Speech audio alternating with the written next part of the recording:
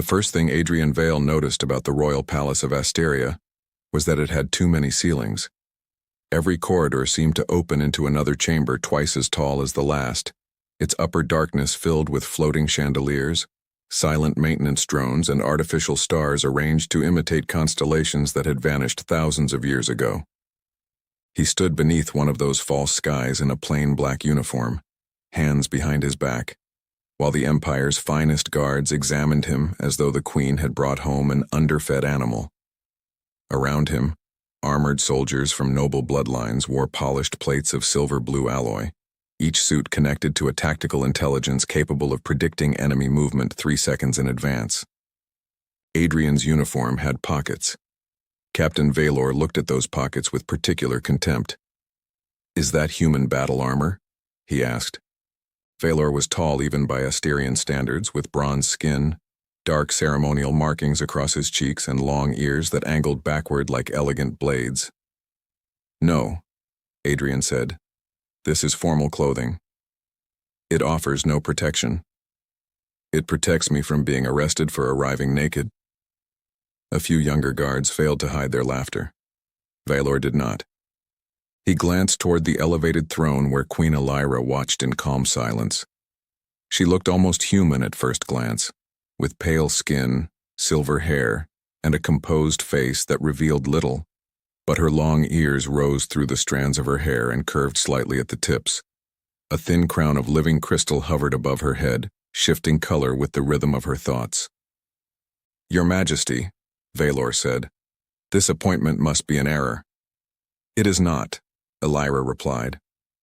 Her voice carried through the chamber without speakers. The palace itself obeyed her. Adrian had been told the walls were grown from neural stone and could remember every person who touched them.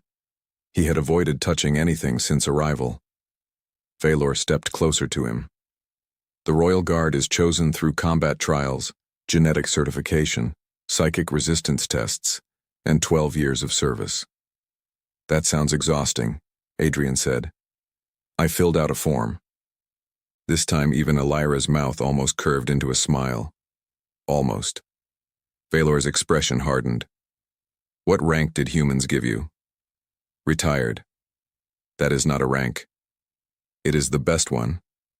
The captain turned toward the Queen again. "Where will he be stationed?" Elyra raised one hand and a holographic map unfolded above the floor. Golden lines formed the central palace, the shield generators, the ceremonial chambers, and the private royal corridors. The elite guards were assigned to the Queen's immediate formation, the entrances, the upper balconies, and the aerial defense platforms. Adrian's name appeared last, beside a narrow position behind the throne near an old service arch. Several guards exchanged amused looks. It was the least respected post in the entire formation, a place usually given to injured soldiers or ceremonial replacements. "Rear throne watch," Vaelor said. "He will guard a wall." "Walls are dangerous," Adrian replied. "They are always standing behind you." The laughter came more openly now. Elyra dismissed the guards and the chamber filled with the metallic rhythm of armored boots. Adrian remained where he was until the Queen descended from the throne. Up close, she seemed younger than the statues outside suggested, though her eyes carried the controlled fatigue of someone who ruled 400 inhabited worlds and trusted perhaps 6 people. "You are not offended," she said. "Should I be?" "They believe you are weak." "That has saved me time before." She studied him carefully. "And lives?" Adrian's humor faded, though only for a moment. "Sometimes." A small reconnaissance drone drifted above them, shaped like a silver insect. Adrian looked at it. The drone changed direction immediately and vanished through an opening in the ceiling. Elyra noticed. "You recognize that model?" "No." "Then why did you watch it?" "Because it was watching the emergency exits instead of the people." For the first time, the Queen's expression changed completely. "That drone belongs to palace security." "Then palace security has developed an interest in escape routes." Adrian walked toward the old service arch beside his assigned position. A thin layer of dust lay across the floor, undisturbed except for a mark so faint that only a trained eye would have noticed it. 3 narrow impressions ending at the wall, as though something invisible had rested there for several seconds. He crouched and passed 2 fingers above the surface without touching it. The air carried a weak electrical taste. Quantum camouflage residue. Expensive. Illegal. Recent. Behind him, Elyra remained silent. Adrian stood and returned his hands to his pockets. "You knew something was wrong before you hired me," he said. "I suspected. You could have mentioned invisible visitors. Would you have accepted the position?" Adrian looked up at the artificial stars, then toward the amused guards disappearing through the distant doors. "Probably."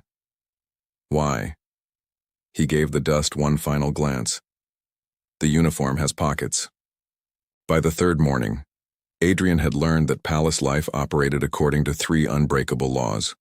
The first was that royal corridors were always longer when someone important was waiting. The second was that every meal contained at least 1 glowing ingredient. The third was that Captain Vaelor considered smiling during training a personal attack. Adrian violated the 3rd law regularly. He stood at the edge of the combat hall while 12 royal guards moved through a gravity drill beneath a shifting field of blue light. The chamber altered weight without warning, pulling soldiers toward walls, ceiling, or floor, while holographic enemies fired simulated plasma bolts from every direction. Vaelor crossed the arena with perfect control, his silver-blue armor adjusting before each gravitational change. He landed in front of Adrian as the floor rotated 90 degrees and became a wall. "You are scheduled to participate," he said. Adrian remained attached to the observation platform by a magnetic boot clamp. "I am participating emotionally." "Release the clamp." "I've become attached to it." The other guards laughed as they moved past him. Among them was Lieutenant Saren, a broad-shouldered Asterian who had already challenged Adrian twice and had been refused twice. Saren carried a training spear that generated a controlled energy edge. "Humans evolved under stronger gravity than Asterians," he said. "Perhaps he fears discovering that evolution has exaggerated." Adrian looked down as the chamber rotated again. "I fear discovering what I had for breakfast." Saren grinned. "Fight me after the drill. I have duties." "Guarding a wall?" "It has been suspiciously quiet." Vaelor deactivated Adrian's clamp from his wrist console. Gravity shifted instantly. Adrian dropped toward what had previously been the ceiling, twisted in the air, caught a narrow structural beam, and landed without apparent effort on a floating maintenance platform. The movement lasted less than 2 seconds. Most of the guards did not notice because the field changed again, sending them sideways. Vaelor noticed. His long ears tilted slightly, the only sign of surprise he allowed himself. Adrian sat on the platform and examined a small cleaning drone buzzing beside him. "Do you know the way down?" he asked it. The drone projected an arrow toward the floor. The floor moved to the opposite side of the chamber. "Very helpful." After training, Adrian began his official inspection route through the Eastern Palace. No one had ordered him to inspect anything beyond the old service arch, but he had discovered that walking slowly while holding a data tablet made people assume he was authorized. It was one of civilization's oldest security weaknesses. He passed beneath sensor gates, diplomatic lounges, and suspended gardens where silver leaves absorbed radiation from the artificial sun. Everywhere, preparations for the Unity ceremony accelerated. Autonomous platforms carried crystal seats into the Grand Hall. Musicians tested instruments that produced sound through controlled magnetic storms. A group of performers practiced inside transparent spheres of water, though one of them had apparently forgotten that humans needed air and invited Adrian to join. He declined politely. Near the Western Security Tower, he found the first missing surveillance node. The device should have been embedded above a ceremonial doorway, but only a dark socket remained. A technician stood beneath it with a diagnostic wand, muttering at the ceiling. "When did it fail?" Adrian asked. The technician glanced at his plain uniform and immediately assumed he was unimportant. "It did not fail. It vanished. Machines rarely resign without notice. The system shows it active." Can you access its visual feed? A perfect loop of this corridor, empty for 6 hours. Adrian looked around. No damage, no forced removal. Whoever had taken the node understood both palace architecture and security software. Report it to Captain Vaelor. I already did. He said the system would identify the fault. Systems are excellent at identifying faults after everyone dies. The technician stared at him. Adrian smiled. That was palace humor.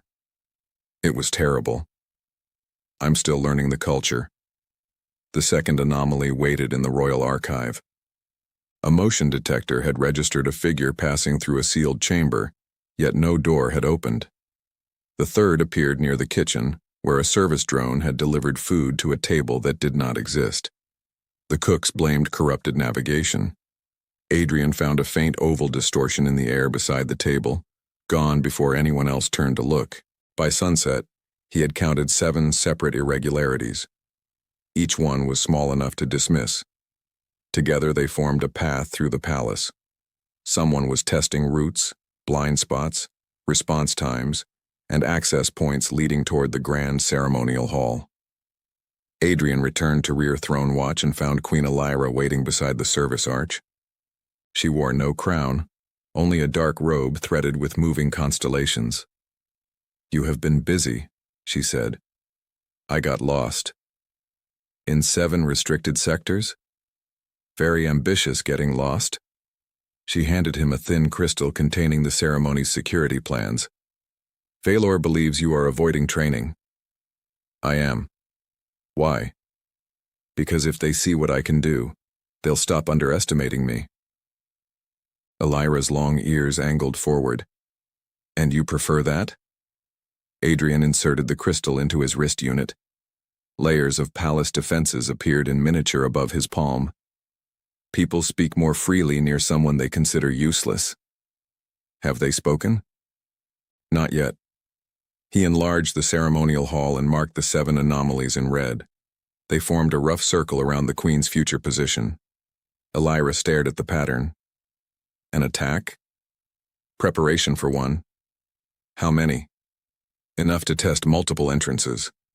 Somewhere above them, a security drone clicked softly. Adrian looked up. The machine hovered motionless, its lens pointed not at them but at the route behind the throne. Then its lights went dark. It dropped from the air, struck the floor, and split open.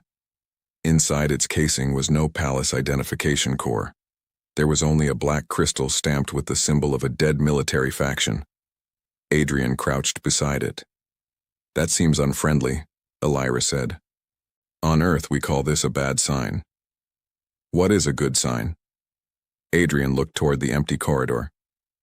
Usually something without explosives. The crystal began to pulse. Adrian moved before the Queen could step back. He tore the black crystal from the broken drone, dropped it into an empty ceremonial helmet displayed beside the throne, and kicked the helmet through the service arch. A muffled flash followed. The walls trembled, dust fell from the upper carvings, and somewhere in the corridor a maintenance system announced that minor structural damage had occurred in a voice so calm it sounded mildly disappointed. Queen Elyra stared at the smoking archway. You knew it would explode? I strongly suspected it had no plans to sing. That helmet belonged to my grandfather. Adrian looked into the corridor. Then he has protected the throne once more. By morning, the palace had entered restricted security status, although the official explanation blamed a defective power cell. Vaelor did not believe it. He summoned Adrian to the tactical chamber where a 3-dimensional model of the capital floated above a circular table. Elite guards surrounded it in full armor, their long ears rigid with irritation. Saren stood among them holding the remains of the false drone. This device passed through 6 military checkpoints, Vaelor said. Its code imitated palace security perfectly. Not perfectly, Adrian replied. It exploded. Vaelor ignored him. The ceremony begins tomorrow. 400 ambassadors are already in the capital. Cancellation would suggest weakness. Being assassinated suggests something worse. Several guards shifted uncomfortably. Saren placed the damaged drone core on the table. The symbol inside belonged to the Vaelor Shadow Legion. They were destroyed 30 years ago. Groups that call themselves shadows are rarely good at staying dead, Adrian said. Vaelor's eyes narrowed. You speak as though you know them. I know the type. Secret uniforms, dramatic symbols, expensive equipment, poor sense of humor. This is not a joke. No. Jokes usually have better planning. Vaelor expanded the palace model. Hundreds of defensive points appeared as blue lights. Patrol drones filled the airspace. Energy barriers sealed every entrance. Sniper platforms watched the surrounding towers. No cloaked operative can cross these defenses undetected, he said.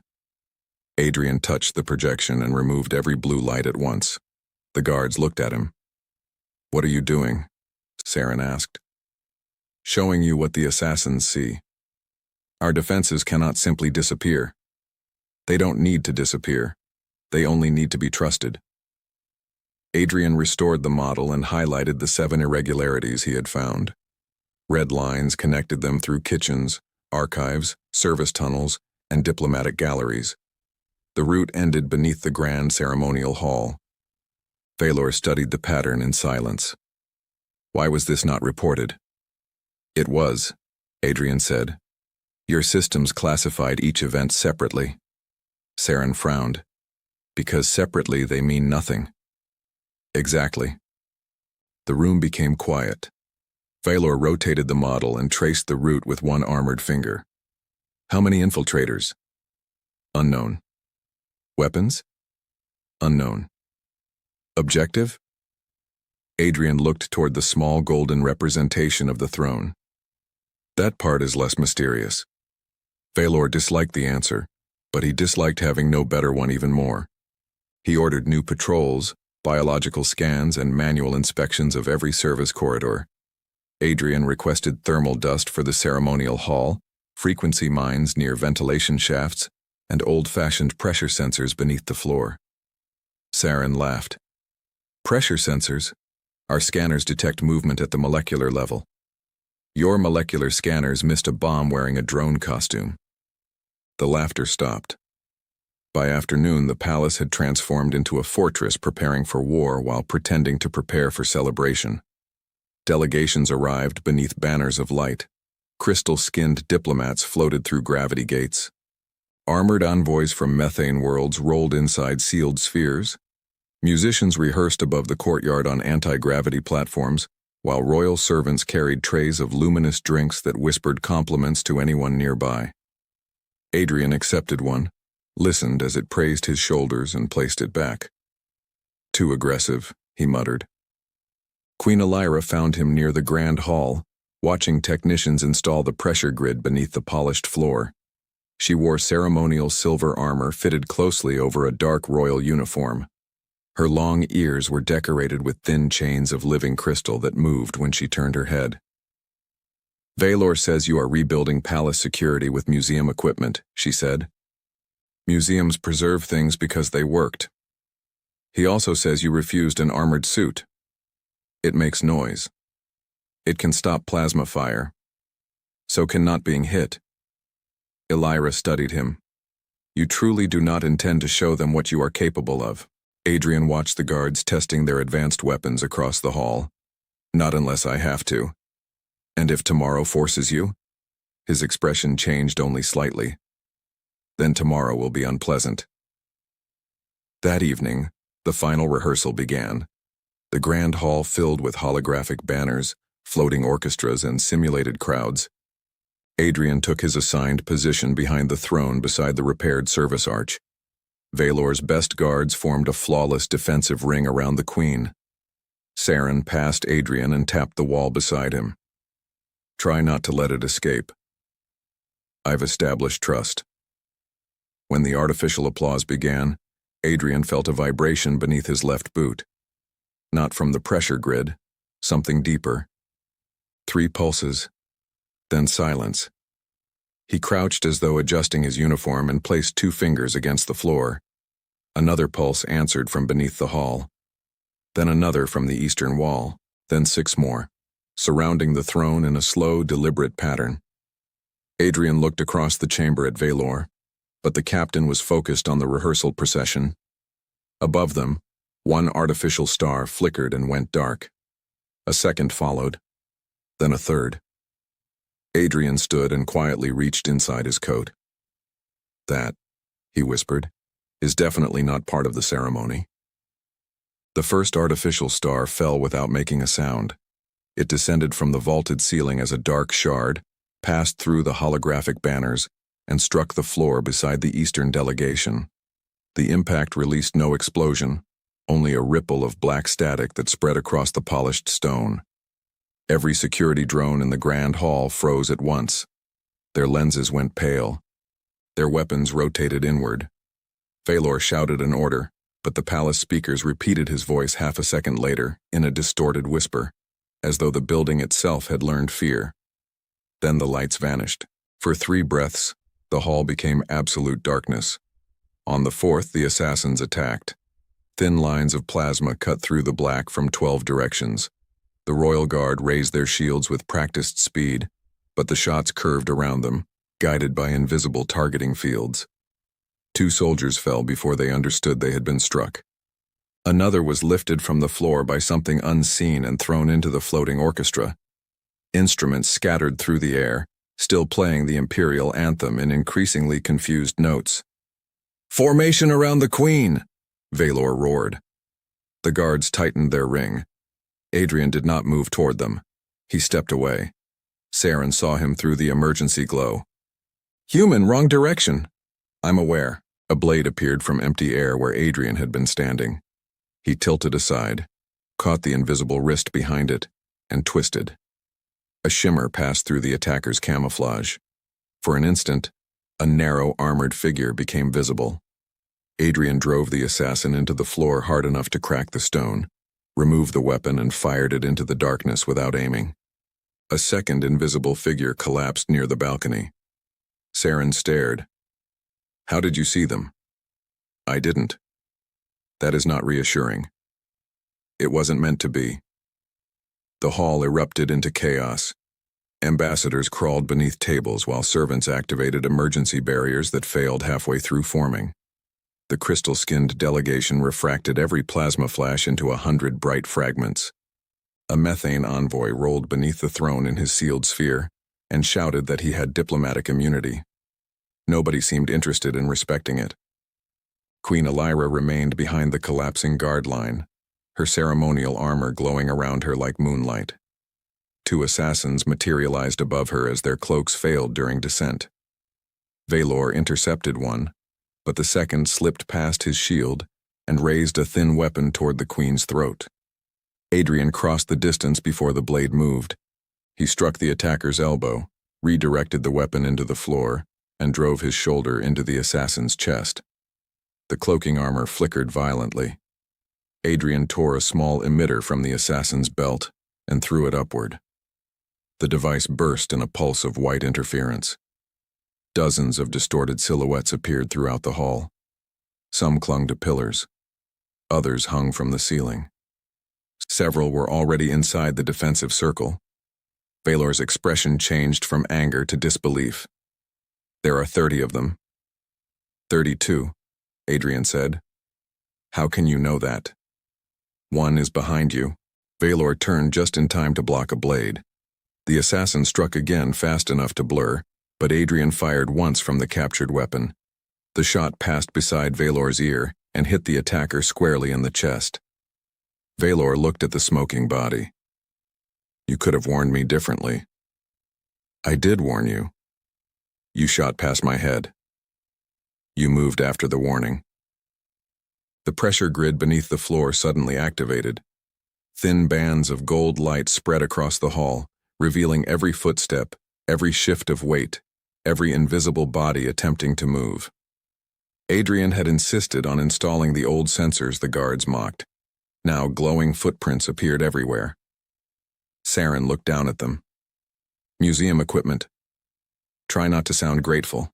The assassins changed tactics. Their cloaks shut down, revealing black armor with no insignia except a narrow silver mark across each chest. They advanced together, firing synchronized bursts that overloaded the guards' shields. One by one, the elite soldiers were driven backward. Vaelor took a plasma strike across the shoulder and dropped to one knee. Saren lost his spear and was thrown against the throne platform. Adrian stepped in front of the Queen alone. Elyra looked at him. "This is the part where you stop pretending?" He removed his black coat and handed it to her. "Hold this. That is your plan?" "It has pockets." The nearest assassin lunged. Adrian caught the blade between his forearm guards, turned beneath it, and used the attacker's momentum to send him into two others. He moved without wasted motion, each strike brief and exact. He fired only when a shot would disable more than one enemy. He used broken shield plates as traps, redirected drones into firing lanes, and kicked a fallen gravity projector across the floor. The device activated beneath 5 assassins, hurling them upward into the suspended orchestra. The musicians fled at last, leaving the anthem to continue by itself. A pulse rifle aimed at Elyra from the western balcony. Adrian saw the reflection in her crown. He threw the captured blade. The weapon crossed the hall in a silver line and struck the rifle aside just as it fired. The shot tore through the empty throne. Molten crystal rained behind the Queen. She looked at the ruined seat. "I was fond of that throne. It was too dramatic. It was royal." Same problem. The surviving guards began to regroup, inspired less by orders than by embarrassment. Saren recovered his spear. Vaelor forced himself upright. Together they pushed against the outer attackers, but the center still belonged to Adrian. He fought as though he had memorized the battle before it began. Then every assassin stopped. A low signal pulsed through their armor. The air above the ruined throne folded inward, forming a dark oval edged with blue fire. Something enormous moved beyond it. Adrian's humor disappeared. "Everyone away from the Queen," he said. For the first time, even Vaelor obeyed without question. The dark oval widened above the ruined throne, bending the light around it until the grand hall seemed to curve toward a hole that should not have existed. Blue fire crawled along its edge without heat, and the pressure grid beneath the floor began flashing contradictory readings. According to the palace sensors, something inside the portal weighed nothing, weighed more than the palace, and occupied 7 locations at once. Adrian stepped backward until he stood directly in front of Queen Elyra. "Is that one of ours?" Saren asked. "If it is," Adrian said, "your engineers need supervision." A mechanical limb emerged from the distortion. It was too long for the body behind it, jointed in 3 places and covered in black armor that shifted like liquid glass. A second limb followed, then a narrow head with no face, only a vertical slit glowing red. The creature pulled itself through the portal and dropped onto the throne platform. The impact shattered the remaining crystal steps. Several ambassadors screamed. The methane envoy beneath the platform shouted that this still violated diplomatic law. The machine turned toward Elyra. Adrian fired the captured assassin weapon into its chest. The plasma bolt struck, flattened into a bright disk, and vanished into the armor. "That was disappointing," he said. The machine moved. It crossed half the hall in a single distorted step, space folding beneath its feet. Adrian shoved Elyra aside as a blade extended from the creature's arm. It cut through the floor where she had stood, leaving a line of molten stone. Adrian caught the machine's wrist with both hands, but the force drove him backward. His boots carved 2 deep tracks through the ceremonial tiles. Vaelor charged from the right, shield raised. The machine turned its free arm toward him. Gravity twisted. Vaelor was thrown upward and pinned against a pillar as though the ceiling had suddenly become the ground. Saren hurled his energy spear. The weapon struck the creature's shoulder and bounced away. "It ignored my spear," Saren said. "Try insulting it. You are enjoying this too much. I am not enjoying any part involving the giant murder machine." The remaining assassins advanced again, using the machine as cover. Adrian released its wrist an instant before the blade descended, rolled beneath the strike, and kicked the fallen gravity projector toward the center of the hall. He fired into its control panel. The device erupted in a violent pulse. Gravity reversed. Bodies, weapons, broken tables, and one very offended diplomatic sphere rose toward the ceiling. The assassins lost their footing, their formation breaking apart as they drifted into the air. The machine remained anchored to the floor by magnetic claws, but its movement slowed. Adrian seized Saren's spear from midair. "You said you didn't use spears," Saren called. "I said I didn't like training." He drove the weapon into a narrow seam beneath the machine's arm. The energy edge penetrated for less than a second before the creature struck him across the chest. Adrian flew backward, hit the throne base, and landed hard enough to lose the spear. Elyra reached him first. "Are you injured?" "Only professionally offended." "You were thrown 12 meters. 11. The throne interrupted. The machine pulled the spear from its armor. Black fluid leaked from the wound, floating upward in slow spheres. Adrian watched the droplets. They did not fall, but each one bent toward the portal. Not fluid, he realized. Coordinates. The machine was using the portal as an anchor. Every time it moved, the distortion corrected space around it. Its armor was not absorbing attacks. It was sending the impact somewhere else. Adrian looked toward the artificial stars above the hall. Half remained dark. The surviving ones still projected the ceremony's magnetic field. "Vaelor!" he shouted. "Can the sealing array reverse polarity?" The captain was still pinned to the pillar. "It was designed for visual displays." "That was not my question." "Yes." "Do it." Vaelor accessed his damaged wrist console. The machine sensed the change and turned toward him. Adrian stepped into its path, firing repeatedly at its head. The shots did no damage, but they forced the creature to track him. The assassins regrouped in the air, activating boot thrusters. Saren and the surviving guards met them before they could descend. Plasma fire flashed between floating banners while the orchestra's abandoned instruments continued playing the Imperial anthem at half speed. "Who programmed the music?" Adrian shouted.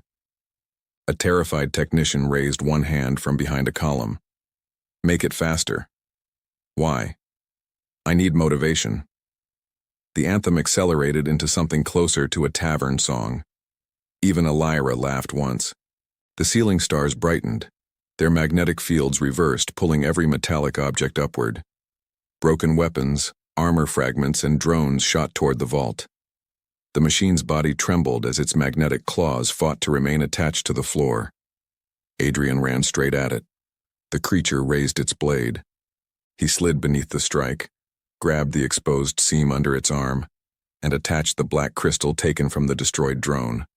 The crystal immediately began pulsing. Elyra's eyes widened. "That device exploded last time." "That is the feature I remembered." Adrian kicked away as the sealing array reached full power. The machine was torn from the floor and dragged upward. It tried to fold space, but the black crystal disrupted the portal frequency. The distortion flickered. For 1 second, the creature became fully solid. The crystal detonated. The blast tore through the machine's chest. Its armor split open, revealing a core of rotating rings surrounding a point of white light. The portal screamed like metal under pressure. Then the machine collapsed inward, crushed by its own failing field, and vanished into a flash so bright that every window in the hall turned black to protect the people inside. Silence followed. Fragments of armor rained down. Adrian caught his coat before it hit the floor and took it from the Queen. "You held it well," he said. Elyra stared at the smoking crater where the machine had stood. "Is that praise?" "For a first attempt." A sharp sound came from beneath the throne platform. Adrian turned. One assassin remained, half hidden among the broken crystal, holding a compact weapon aimed at Elyra's back. Before anyone else moved, Adrian threw Saren's spear. The assassin fell. Saren looked at him. "You may keep it." Adrian glanced around the ruined hall, the wounded guards, and the portal beginning to reopen above them. "I may need it." The portal reopened more slowly this time, as though whatever controlled it had realized the palace was no longer an easy target. Blue fire spread across the air in thin fractures. The surviving guards raised their weapons, but Adrian lifted one hand. "Do not fire." Vaelor tightened his grip on his damaged shield. "You ordered us to move away from the Queen. Now you want us to wait?" "Yes." "For what?" "To see which terrible decision comes through next." A figure stepped from the distortion. Unlike the assassins, he wore no mask. His face was narrow and pale, marked by black lines that moved beneath the skin like living circuitry. Long strands of white hair floated around his shoulders despite the absence of wind. His armor was built from overlapping plates of dark crystal, each one shifting slightly out of alignment with reality. One moment he stood before the portal. The next his image appeared beside the Queen above the throne, and behind Adrian at the same time. The palace sensors screamed warnings in 3 languages before shutting themselves down. The stranger looked across the ruined hall. 32 Shadow Legion operatives, 1 phase construct, all defeated by a ceremonial guard. Adrian held Saren's spear loosely at his side. "I prefer underpaid ceremonial guard." The stranger smiled. "You still make jokes when afraid. I make better ones when comfortable." Queen Elyra stepped closer to Adrian. "Who is he?" The man answered for himself. "Commander Sirach Thane, last master of the Varan Shadow Legion." Vaelor raised his weapon. "Your legion was destroyed." "So history claims." "History often exaggerates," Adrian said. "Usually because the survivors are unpleasant." Sirach's eyes settled on him. "Adrian Vael, Earth Expeditionary Command, 9th Black Unit." Every remaining guard turned toward Adrian. Saren blinked. "The 9th Black Unit is a myth." "So is the Shadow Legion," Adrian replied. "This has become a very crowded myth." Vaelor stared at him with disbelief. The 9th Black Unit had existed only in sealed military reports, whispered about by officers who studied humanity's wars. It was said its soldiers had crossed collapsing planets, survived dimensional weapons, and ended conflicts without leaving official evidence behind. Elyra did not look surprised. Adrian noticed. "You knew," he said. "Enough," she replied. "How much is enough?" "That you were the only surviving operative of the Karen Rift mission." The humor left his face. Even Sirach's smile faded. The name meant nothing to most of the room, but Vaelor knew it. His long ears lowered. Karen Rift was a dead star system. Nothing returned. "One thing did," Sirach said. The dark plates of his armor separated slightly. Space bent between them. The crater beneath the throne stretched toward him, becoming impossibly long before snapping back into place. Adrian raised the spear. "You built that armor from rift matter." "I perfected what your commanders feared to use." "You mean what killed everyone who used it?" "Everyone except you." Sirach vanished. Adrian turned before he reappeared and blocked a crystal blade with the spear. The impact did not make a sound. Instead, the floor 30 meters away exploded. Sirach's armor redirected the force through folded space. Adrian struck again. The spear passed through an afterimage. Sirach appeared behind him and drove an elbow into his back. Adrian fell forward, rolled, and fired a discarded pulse pistol toward the ceiling. The shot missed Sirach completely and shattered one of the artificial stars. "Your aim has declined," Sirach said. "I was aiming at the expensive decoration." The broken star fell between them. Adrian kicked it as it landed. Its magnetic core ruptured, releasing a burst of charged particles. Sirach's armor flickered, his 5 overlapping images collapsing into 2. Adrian attacked immediately. He drove the spear through one image. It vanished. The real Sirach struck from the side, cutting Adrian's upper arm. Blood darkened his sleeve. Elyra reached for him, but he stepped away. "Stay behind the shield line." "There is barely a shield line left." "Then stand behind the optimistic remains." Vaelor moved beside the Queen with Saren and 3 wounded guards. For the first time, none of them questioned Adrian's order. Sirach advanced. Each step shortened the distance by more than it should have. You should have died at Karen with your unit. I had plans. You had guilt. Adrian's jaw tightened. The portal behind Saren pulsed in rhythm with his armor. Adrian saw the same pattern he had noticed in the phase construct. The armor depended on an external anchor, but Saren had hidden it better. Not in the portal itself, in the palace. He looked toward the black crystal fragments scattered around the hall. Every destroyed assassin had carried one. They were not explosives. They were nodes. 32 anchors. Adrian raised the pistol and fired at the nearest corpse. The crystal in its armor shattered. Saren's left shoulder snapped back into a single position. Adrian fired again. A second node burst. Saren's face twisted. Stop him. No assassins remained to obey. Saren understood first. He hurled his spear at another fallen operative. Vaelor fired into a fourth. The surviving guards turned their weapons on the bodies they had already defeated. Saren's armor flickered violently. You mocked museum equipment, Adrian called to Saren. I am reconsidering several opinions. Make a list. Adrian sprinted through the hall as the guards destroyed node after node. Saren attacked with increasingly desperate strikes, but each lost anchor made him slower, more solid, more trapped in ordinary space. The last crystal was embedded beneath the ruined throne. Elyra saw it before anyone else. She drew Vaelor's sidearm and fired. The node shattered. Saren became fully real. Adrian drove the spear through his armor and into the white core at its center. The commander gasped as the dark plates froze around him. You were supposed to be weak, Saren whispered. Adrian leaned closer. That rumor has been very useful. The core collapsed. Saren and the portal vanished together, leaving only a rush of cold air and a thin scar of blue light across the floor. For several seconds, no one spoke. Then Saren looked at Adrian's bleeding arm. So, you were a secret human operative all along. Retired secret human operative. That is not better. It is for my schedule. Queen Elyra approached him carefully. You are angry that I knew. Yes. Will you leave? Adrian looked around the shattered hall, the wounded guards, and the ruined throne. After I find out who approved the security budget.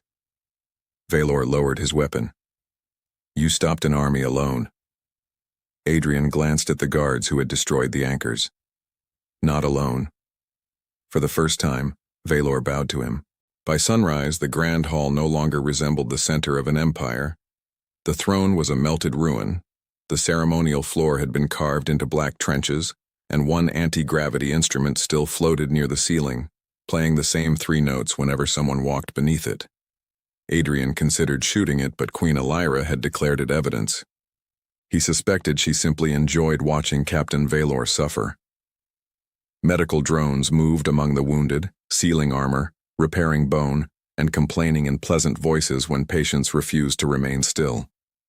No guard had died after the portal closed.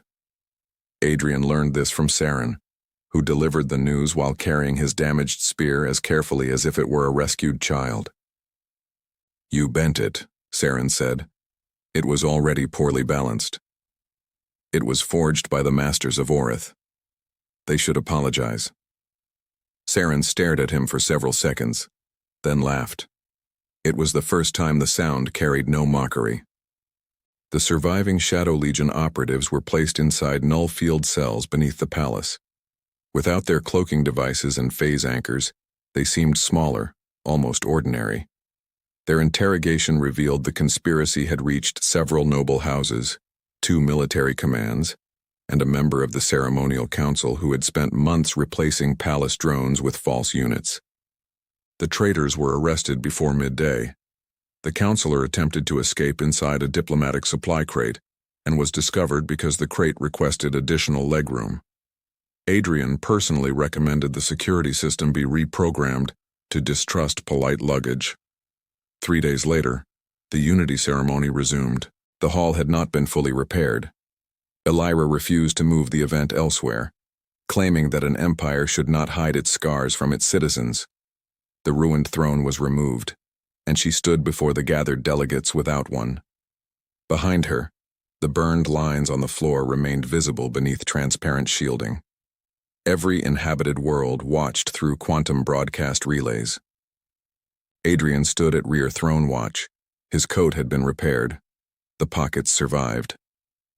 Vaelor approached before the ceremony began, wearing fresh armor over a shoulder that had not fully healed. The Queen has prepared a position for you at the center of the formation. I know. You refused it. I like this wall. Vaelor glanced at the service arch. It has been cleared of explosives. That is how they earn trust. The captain lowered his voice. I judged you by your silence. Most people do. I believed strength had to be displayed.